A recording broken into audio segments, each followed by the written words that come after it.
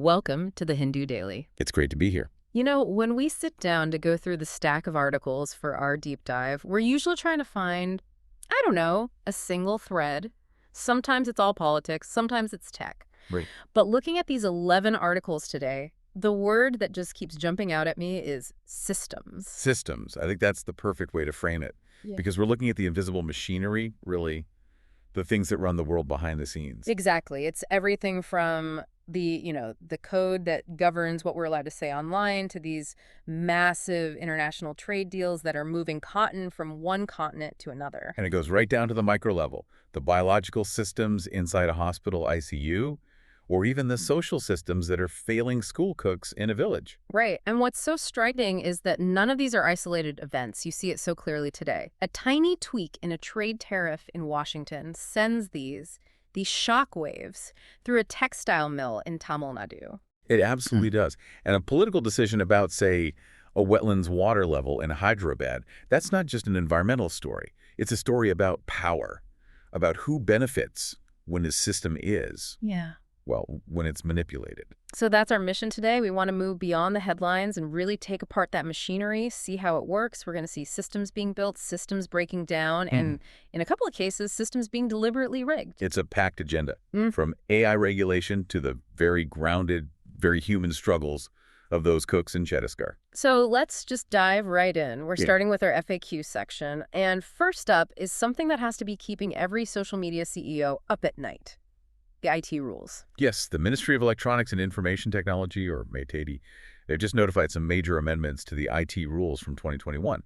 And if you run a platform, any platform, your job just got exponentially more stressful. I was reading through the notification, and it wasn't just the stuff about deepfakes, which, we all saw that coming. Yep. It was the speed, the sheer velocity that they're demanding. It feels less like regulation and more like they're trying to legislate real-time policing of the internet. That is the perfect phrase for it. Real-time policing. Because the core driver here is, of course, the explosion in generative AI. The government is looking at how fast a deepfake or a piece of misinformation can go viral. In minutes, not days. Exactly. And they're deciding that the old timeline-giving platforms, 24 to 36 hours to take something down? Right. That's an eternity now.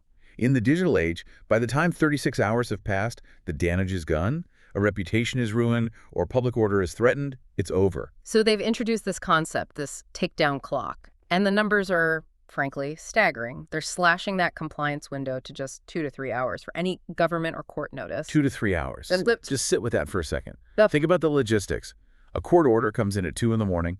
Your platform has to receive it, verify that it's legitimate, find the content, and remove it, all by 5 a.m. It's impossible without a massive 24/7 operation. It forces platforms to have local, legal, and moderation teams on standby constantly with their fingers, hovering over the delete button.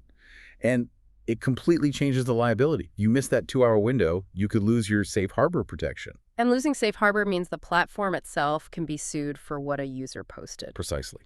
It's a massive shift of risk from the state onto the corporation. And it's not just about taking things down. There's also a new labeling requirement. Platforms have to prominently label what they're calling synthetically generated content. But the definition they're using, this synthetically generated information, or SGI, it seems like a bit of a minefield. It's incredibly broad. It covers text, images, audio, video. But to their credit, they did build in some nuance. They carved out exemptions. For what, like filters on a selfie? Essentially, yes. They realized that if they didn't, every photo you take on your phone that gets automatically brightened or retouched would technically be illegal without a big warning label. So they've exempted things like standard aesthetic enhancements or, special effects in movies. So the target is deception, not just alteration. Exactly. The target is content made to deceive or impersonate.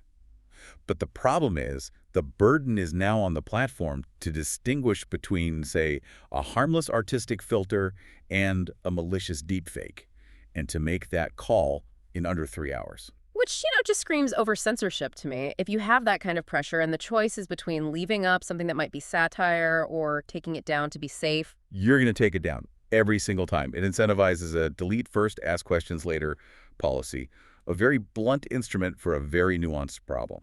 Okay, so moving from those digital borders to economic ones, let's talk about the India-U.S. Interim Trade Agreement. The headlines I've seen are all pretty positive. Investor sentiment is up. Markets seem to like it. They do. But then you actually read the documents. You put the joint statement next to the White House fact sheet, and it feels like you're reading about two completely different deals. It is a masterclass in diplomatic ambiguity, isn't it? On the surface, it looks great. It's a simple trade. The U.S. is reducing tariffs on a range of Indian exports down to 18% from 25%. Okay. And in return, India is removing its retaliatory tariffs on a bunch of U.S. goods. A lot of industrial products, but also some specific agricultural items like pecans, walnuts, blueberries, that kind of thing. A straightforward, you scratch my back, I'll scratch yours deal. It seems that way. But then you get to the really big numbers. Yeah. And the language gets fuzzy. This is the whole commitment versus intention issue. Right. The White House fact sheet initially came out and claimed that India had committed to buying $500 billion worth of American goods, energy, aircraft, defense technology, a huge headline-grabbing number. An enormous number. Yeah. But then you comb through the actual joint statement signed by both sides, and that word commit. It's gone. It's not there. The word is intends. India intends to procure these goods. And as you know, in the world of international law and trade, that's the difference between a signed contract and a wish list. It's a promise versus a plan. It's not even a plan. It's an aspiration. It gives India all the wiggle room in the world. If U.S. prices aren't competitive, or if the political winds change, New Delhi can just say, well, we intended to, but circumstances changed. Yeah. It's a non-binding goal. And speaking of wiggle room, we have to talk about the elephant in the room with this deal. The Russian oil. The Russian oil. President Trump has been all over social media claiming that as part of this deal, Prime Minister Modi agreed to stop all imports of Russian oil. That would be a monumental geopolitical pivot if it were true. It would be a game changer. But notice the very careful silence from the Indian side. The Ministry of External Affairs hasn't issued a flat denial. They haven't said, no, Trump is mistaken. But they haven't confirmed it either. Not at all. They're sticking to their very consistent, very bland line, which is that India sources its energy based on pricing and availability. It's a non-answer. Which is clever because if you look at the actual data, imports of Russian oil were already plummeting. Exactly. Imports hit a 38-month low in December of 2025. The deep discounts Russia was offering after the Ukraine invasion, they've mostly dried up, so the market was already taking care of this. So the government might just be letting Trump claim a political victory for something that was happening organically anyway? It's a very pragmatic approach. It costs them nothing and potentially smooths over other parts of the negotiation. It's ambiguity as a tool. Then there's the anxiety it's causing closer to home, especially around agriculture. I saw a note that the word pulses was on the list of U.S. imports in one version of the White House document. And then it just vanished. That was a very quick edit undo, you could say. The moment that list came out, the opposition in India was all over it, raising fears about Indian farmers being completely undercut by large-scale American agribusiness. Understand. Of course. So Commerce Minister Piyush Goyal had to come out very quickly and assure everyone that the most sensitive items, dairy, certain key pulses, were absolutely not part of the deal. The fact that the word was there then got deleted suggests there was a real scramble behind the scenes to contain a political fire before it could really start. It just shows that these trade deals are never just about economics. They're about managing domestic perception and domestic panic. Always. Which actually leads us perfectly into the third part of our FAQ, textiles. This feels like another ripple effect from these U.S. trade deals, but this one pits India directly against its neighbor, Bangladesh. This is a very sharp-elbowed move by the United States. It's no secret they want to boost their own domestic cotton industry. So they went to Bangladesh and offered them a deal that is, on its face, impossible to refuse. And what's the deal? 0 tariffs on all textile exports to the U.S. 0, compared to India's new lower rate of 18%. Exactly. So if you're a buyer for a big brand in New York and you're looking at a shirt from a factory in Tirupur versus one from a factory in Dhaka, the choice seems obvious, right? Why would you pay an 18% tax if you don't have to? It sounds like a death sentence for Indian garment exports to the U.S. It does. Yeah. But there's a catch, a very big one.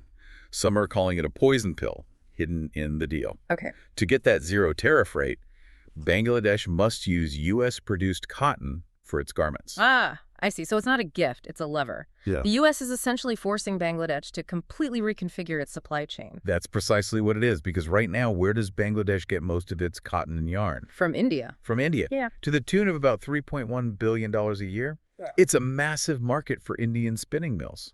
So if Bangladesh takes this deal, they have to stop buying from India and start buying from America. So this is a double whammy for India. First, our yarn and cotton producers lose their single biggest export market, which is Bangladesh. Gone. And second, our garment factories are now trying to compete with Bangladeshi factories that have this huge tax advantage in the American market. That is the nightmare scenario that Indian exporters are looking at.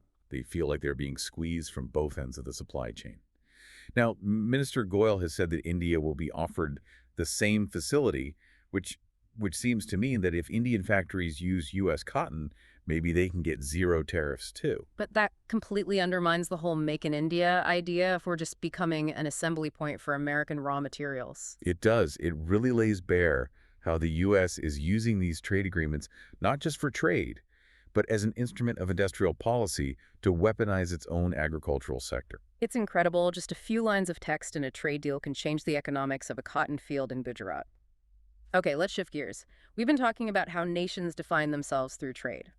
In our profile section, we're looking at how a nation defines itself through its history, through its founding myths. Article 4 takes us back to 1971 and Major Ziaur Rahman. This is such a crucial profile, especially now, with the Bangladesh Nationalist Party, the BNP, making such a strong comeback in the 2026 elections. You really can't understand the present without understanding Zia. And the article pinpoints this one specific dramatic moment, March 27, 1971. The radio broadcast. It's pure political theater. You have Ziaur Rahman. He's a major in the Pakistani army at the time. He rebels against his commanding officer. He seizes control of a radio station in Chittagong, and he goes on the air to announce the independence of East Pakistan. It's the stuff of legends. Absolutely. And what's so interesting about him is his own personal journey. He starts off as this explicitly apolitical figure. There's a quote in the article where he says, "I'm a soldier, I have no relation with politics." Which is often the first thing a future military ruler says, isn't it? It's a classic line. But, power abhors a vacuum. After the assassination of Sheikh Mujibur Rahman in 1975, the country was just plunged into chaos. Yeah. Zia stepped right into that void. Yeah. He went from soldier to chief martial law administrator to president, and eventually he founded the BNP in 1978. But the core insight of this piece, for me, was the ideological shift he engineered. He moved the national identity away from Bengali nationalism and towards Bangladeshi nationalism. Now, to an outsider, those sound almost identical. What's the real difference? Oh, it's a profound difference. It's everything. Bengali nationalism, which was the ideology of Sheikh Mujib and the Awami League, is based on language and culture. It emphasizes the shared Bengali language, which connects the people of Bangladesh to, say, the people of West Bengal in India. So it's a secular cultural identity that crosses borders. Exactly. Ziaur Rahman's Bangladeshi nationalism is fundamentally different. It's territorial and religious. It emphasizes the sovereign borders of the nation of Bangladesh and, crucially, the Islamic faith of the majority of its population.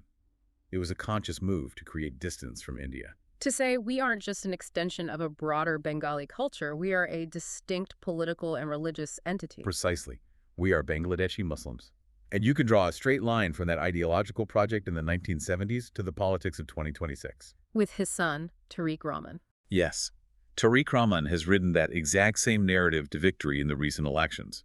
The BNP still uses that 1971 radio broadcast as its foundational myth. They frame Zia not just as a leader, but as the declarer of independence, trying to elevate him above Sheikh Mujib. It's a constant battle over who gets to own the story of the nation's birth. It just proves that history is never really about the past. It's always a resource, a weapon for the present. Let's pivot now to our science section. We've got 2 articles here about hidden dangers. One biological, one cognitive. Let's start with Article 5, which is about a new weapon against superbugs. This is a story straight out of a high-stakes medical thriller. We're in the ICU dealing with a bacteria called Pseudomonas aeruginosa. It's a nasty bug that causes a drug-resistant form of pneumonia, and it is notoriously difficult to kill. Right. But researchers at Harvard and Massachusetts General Hospital think they've found a way. And the weapon they're using is nitric oxide. Now, nitric oxide itself isn't new in medicine, is it? Doctors have been using it for a while. That's right. It's commonly used in low doses to dilate or widen blood vessels, especially in newborns or heart patients. But the dosage is the entire story here. The standard therapeutic dose is somewhere between 20 and 80 parts per million, or ppm. And what did these researchers use? They treated infected pigs with 300 ppm, a massive, overwhelming dose that would normally be considered toxic. And the results were effective. Unbelievably effective. They saw a 99% reduction in the bacteria in the lungs. The gas basically sterilized the infection. The pigs also had much better oxygenation in their blood. Why isn't this the new standard of care in every hospital in the world? There's always a catch. And it's a big one. Yeah. Safety. At 380 ppm, nitric oxide is walking a razor's edge between being a cure and being a poison. The main problem is something called methemoglobin. Methemoglobin? What is that? Well, the gas binds to the hemoglobin in your red blood cells. Normal hemoglobin carries oxygen. Methemoglobin can't. So if your levels get too high, your blood literally turns a chocolate brown color and your body's tissues start to suffocate because oxygen delivery just stops. So it solves the pneumonia but kills the patient. Potentially. Plus, the gas can degrade into nitrogen dioxide in the lungs, which is basically a corrosive acid. The challenge is entirely one of engineering and delivery. How do you get a lethal dose to the bacteria in the deep lung without poisoning the patient's entire system? And where are we with that?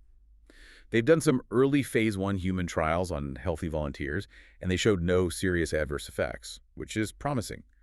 But the machinery, the specialized ventilators, needed to deliver this safely and monitor the patient second by second.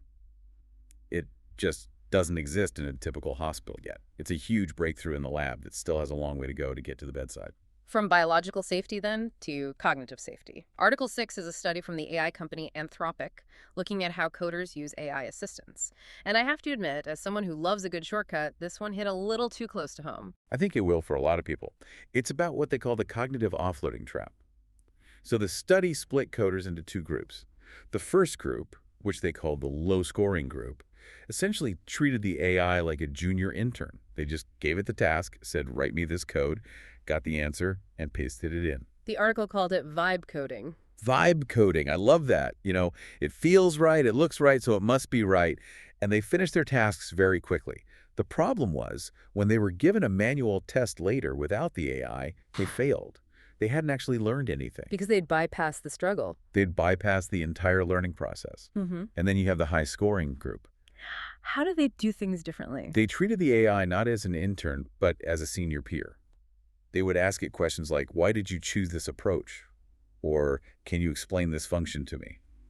They were using the AI to build their own mental model of the problem, not just to get the answer. This feels like a parable for so much more than just coding.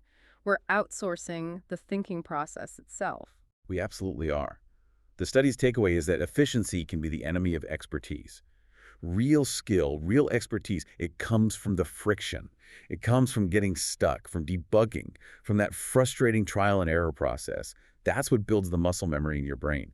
If AI lets us bypass that friction, we risk becoming a generation of skilled editors who can't actually create anything from scratch. A chilling thought. Let's move to our spotlight section. We have two stories here that, for me, just perfectly define that systems theme we started with, but these are about systems of neglect and decay. Article 7 takes us to Chhattisgarh and the story of the midday meal cooks.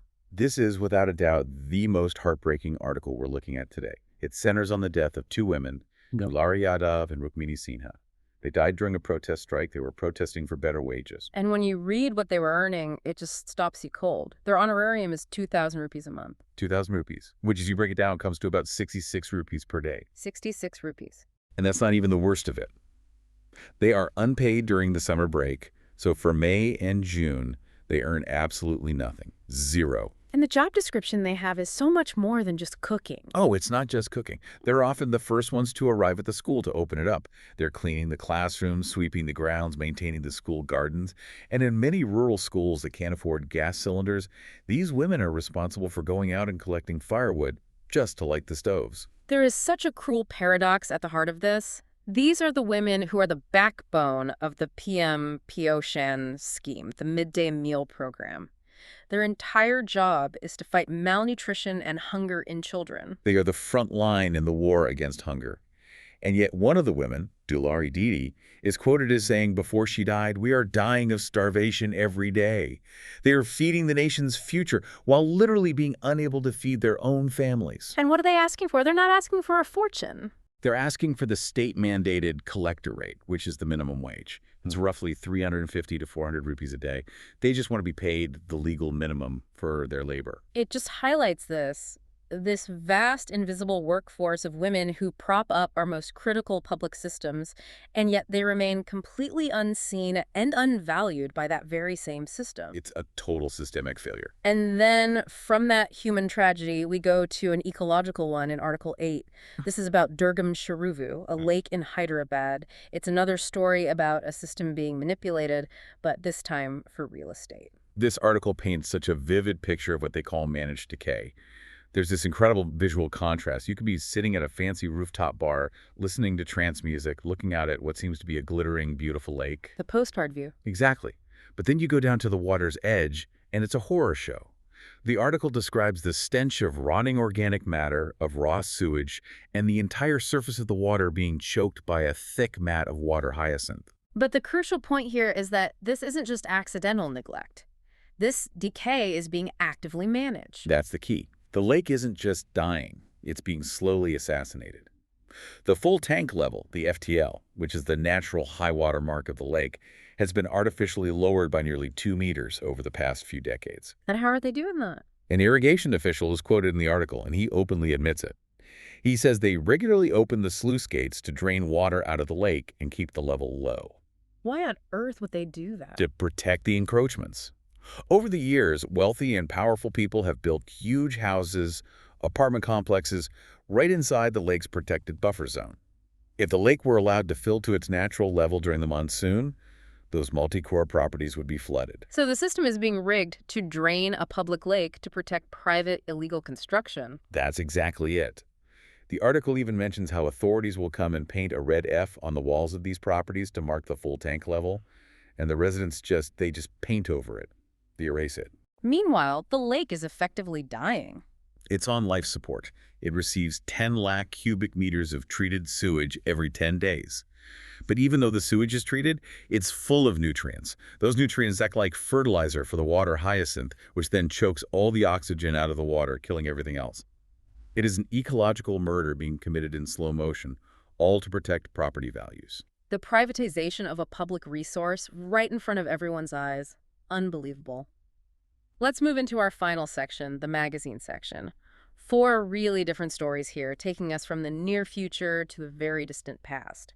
Article 9 is a first-person account of the driverless age. This is a really fun and slightly unsettling piece.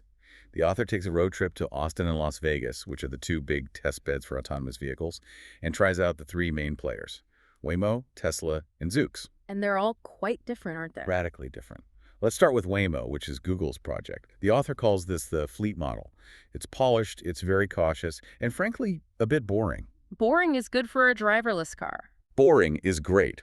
It works only in very specifically mapped, geofenced areas. It feels just like very competent, very clean taxi, but with no one in the driver's seat. Okay, then you have Tesla, the ownership model. And this is the chaotic one. These aren't a fleet. These are people's personal cars, running the full self-driving software out in the wild. And the most revealing detail for me was when the author meets a Tesla employee who admits he scratched the Robotaxi logo off his own car. Why? Because people were attacking it. Yes, there was real hostility on the ground. Locals in Austin feel like they're being used as unwilling test subjects in a giant experiment. They see these cars covered in cameras recording everything. They worry about safety, and so some of them are vandalizing the vehicles. It shows the real social friction this technology is creating. And the third one, Zoox, is something else entirely. Zoox is the carriage. It's Amazon's company. This vehicle has no steering wheel, no pedals, no front or back. It's a perfectly symmetrical bidirectional pod.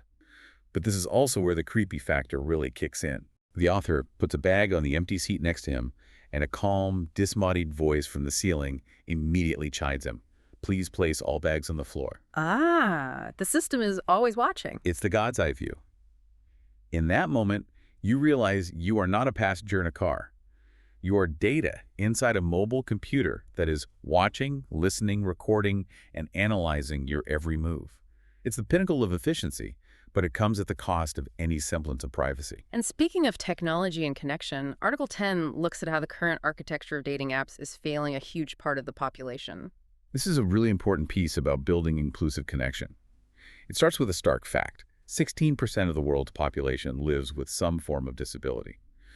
But if you look at mainstream dating apps, your Tinders, your Bumbles, they're often completely excluded. How so? One user in the article puts it perfectly. She says the moment she discloses in a chat that she uses a wheelchair, the conversation just goes dead. The apps are designed around a very narrow, able-bodied ideal. So people are starting to build their own alternatives. They are. The article highlights the Buddy Up Network, or BUN. It was created by a group of mothers whose sons are neurodivergent. And it completely flips the script of a normal dating app. Instead of swiping based on a photo, you match based on shared interests, location, and crucially shared experience with disability. So it's creating a space of what the article calls emotional safety. Exactly. And it's not just for younger people. There's another platform mentioned called Marzi, which is for seniors, people 55 and over, in Bengaluru. The core insight of all these platforms is a quote I loved. The antidote to loneliness isn't numbers, it's depth. That's fantastic. Mainstream apps sell you a fantasy of infinite choice, of volume. These platforms are offering understanding. It's a powerful reminder that technology should be designed to serve real human needs, not just to gamify human interaction for profit. From modern connection, let's go all the way back to our most ancient forms of understanding the world. Article 11 takes us beyond the Vedas. This is a beautiful exploration of India's tribal creation myths.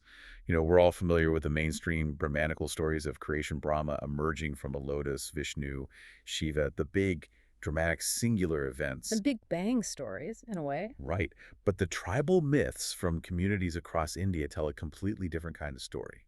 They're much more intimate, much more ecological. Can you give an example? Sure. For the very little community, God is imagined as a painter, an artist. And the act of creation wasn't a cosmic explosion. It was the act of painting the world into existence with color and form. I love that. Or the God myth, which says the world isn't truly complete until the first bard, the first storyteller, sings culture and society into being. So the world isn't real until we have art about it. Exactly. And the Koli fisher folk have a myth where humans are born from fish eggs. And it's the ocean mother who grants them legs. It explains their deep symbiotic relationship with the sea.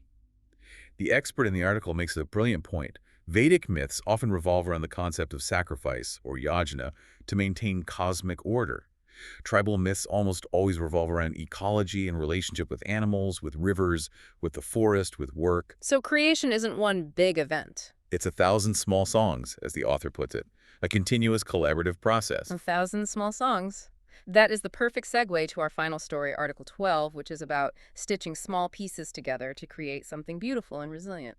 The Siddi quilts. This is a wonderful story to end on. It's about the Siddi community in Karnataka who, as you know, are descendants of Bantu peoples from East and Central Africa brought to India centuries ago. They have this incredible, unique art form called kavand. Which are quilts. Yes, but they're more than that. Traditionally, they're made from scraps of old, worn-out clothing. They're utilitarian objects for warmth, but they're also family heirlooms, passed down through generations. And this article is about a specific collaboration involving Madras Czech's fabric. That's right. An art historian had this idea to pair the Siddi quilters with this specific type of fabric. And when you think about it, the historical resonance is it's breathtaking. The Siddi people came from Africa to India. Right. And Madras Czechs, that iconic plaid pattern, traveled in the opposite direction. It went from India to Africa and the Caribbean as a key commodity in the colonial trade routes. So by stitching the two together, you're physically closing a historical loop. You're stitching history back together. It's such a powerful metaphor. And on a very practical level, this art is a lifeline. The article profiles women like Hanafabi and Sadambi who are using the income from these quilts to rebuild their lives after facing devastating floods and landslides. They were taking scraps, things that would be thrown away, and turning them into this vivid, geometric, life-sustaining art. It really does bring us full circle back to where we started our conversation. Whether you're looking at the scraps of code that make up an AI model or the scraps of fabric in a Siddi quilt, it's all about how we piece these systems together. It is. And it's about making something that works for us, that sustains us. And I think what today's article shows so clearly is that noticing who gets left out of that design, whether it's the school cook or the person with a disability or the lake itself, is always the first, most critical step to making those systems better. Thank you for listening. If you want to provide suggestions, please contact on the Twitter handle given in the episode description. As always, we are eager to hear what our listeners want to be informed about. We wish you a great day.